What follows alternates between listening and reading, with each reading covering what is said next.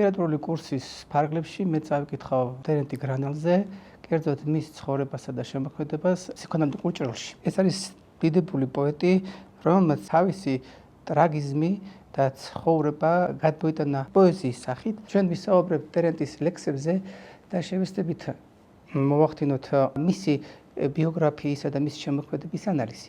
კერძოდ საკმაოდ კარგად ჩანს მის ლექსებში შინაგანი ტკივილი ტანჯვა, მისი მელანქოლიური ნაწილი და ის შინაგანი არაცნობიერი კონფლიქტები, რომელიც მის ბიოგრაფიას მუდმივად თან დაჰყვებოდა. ანუ პრაქტიკულად შეგვიძლია ვთქვათ ის, რომ მისი ლიტერატურა და შემოქმედება არის საშუალება გავიგოთ შეძლების დაგვარად მისი არაცნობიერი პროცესების და მისი სიგური სტრუქტურის ნაწილი. მან შეძლო საკუთარი ტანჯვა, საკუთარი მელანქოლიური მდგომარეობა გადმოეტანა სიტყვებით შემოქმედებაში. ეს თემა იქნება საკმაოდ საინტერესო ყველას, ვისაც უყვარს ლიტერატურა, ვინც კი ხედავს ლიტერატურაში იმ პროცესებს, რაც მიმდინარეობს მის არაცნობიერ ნაწილში. ლიტერატურა ყოველთვის არის საშუალება გამოვხატოთ ჩვენი მდგომარეობა, ჩვენი განცდები ფურცელზე, რაც საკმაოდ კარგად და საკმაოდ საინტერესოდ მოგვაწოდა დიდებულმა პოეტმა თავისი